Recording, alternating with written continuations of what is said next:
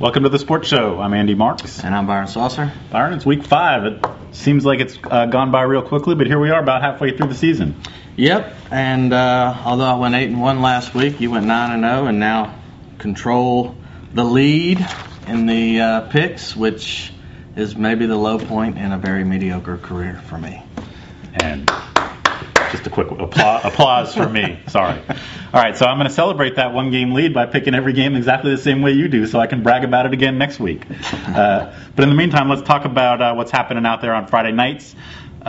Big game in Candler, maybe one of the biggest ever for Lake Weir. Yeah, maybe so.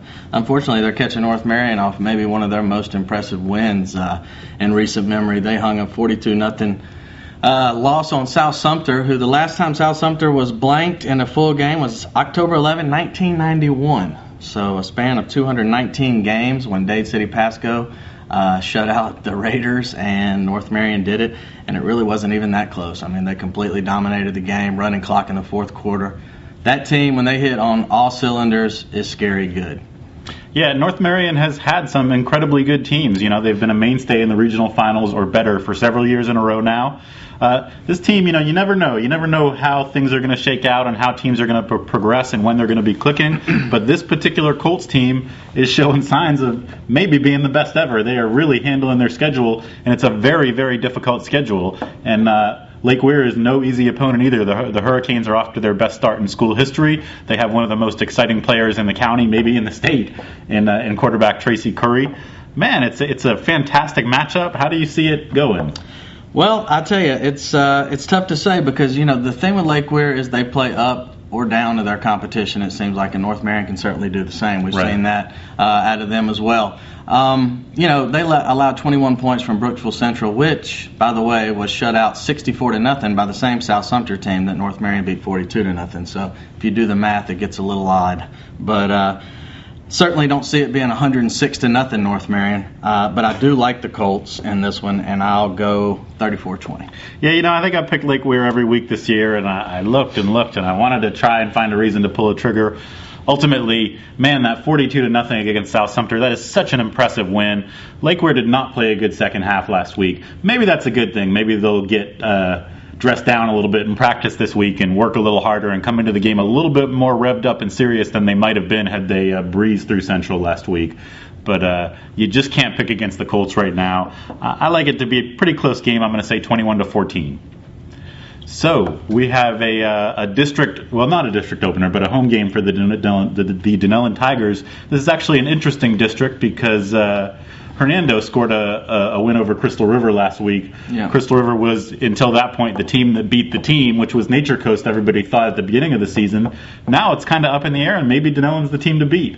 Yeah, they look like it. I mean, I don't see Hernando coming into Tiger Stadium up there and hanging a loss on Dunellen. They're just too good this year. Not only the offense, but defensively is the spot that impresses me with Dunellen this year. I think that's going to be the difference. I think they handle their business at home, and I think that puts them in the driver's seat. They still have to face Crystal River and Nature Coast down the road, but I think they get off to a 2-0 start. We'll go 35-13. I agree. I'm going to pick a score of 28-7. I've seen Hernando a couple times over the years. Never struck me now. I haven't seen them this year. They never struck me as the type of team that can play disciplined enough defense to keep the guys like Bubba Black and Angelo Cabrera from breaking. You know, I think we may see a 60, 70-yard run or two in this game. I think it may be an easy one, provided that Frank Beasley has the Tigers ready to roll. Moving on, we got OCA halfway home, 5-0, hosting Heritage Christian at 0-2. I don't want to get too caught up in this. OCA is really good. Heritage Christian's not all that good. I see them kind of running away with this one, 51-6. TJ Moreland, if you're out there, keep an eye on this kid. Yeah, this could be a big night for him. I believe you said last week, does he have 12 touchdowns? I believe he has 13 now. Wow. And he does it a variety of ways. You know, he's rushing, receiving, special teams. I think he averages about, 15, 16 yards a touch. It's a man among boys out there. Yeah, and they've got some other guys that can hurt you also. Stewart and the quarterback Kaufman. Am I right about that name? Yeah. These are kids. You know, even if this one gets easy and TJ goes to the bench, OCA will still be able to move the ball. I'm going with 42-0.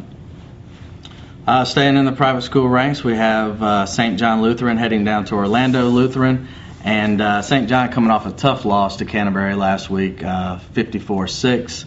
Orlando knocked off Lake Mary Prep 26-21. I like some of the things they're doing out there at St. John. Caleb Alexander, Jared Adams. They have some good ball players. Ryan Roach at quarterback. But I'm afraid the road trip and a tough Orlando team is going to drop the Saints to 1-4. I'm going to take Orlando 35-14.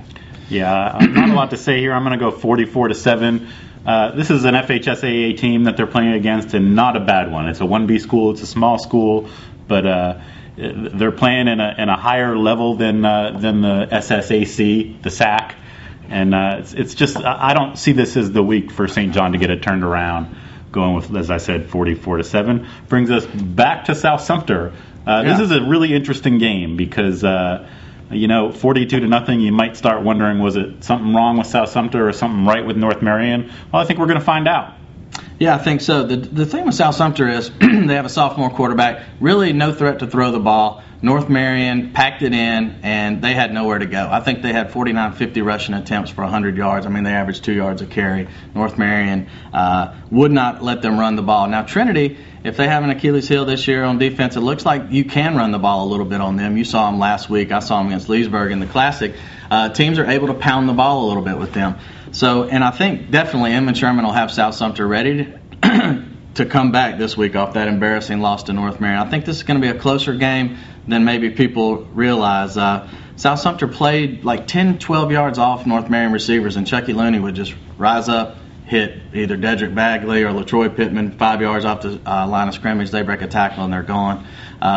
This may be a way to get Gray Crow and Cadron Boone going. If they come out with that same defensive philosophy, they're going to give them that much room. That might actually let these guys kind of get in sync a little bit, and I like Trinity's chances. Now, if they get up in their face and try to stop Kedrick Rhodes, I think this could be a fourth quarter game. I like Trinity by a touchdown, but I think it could be a lot closer than people think.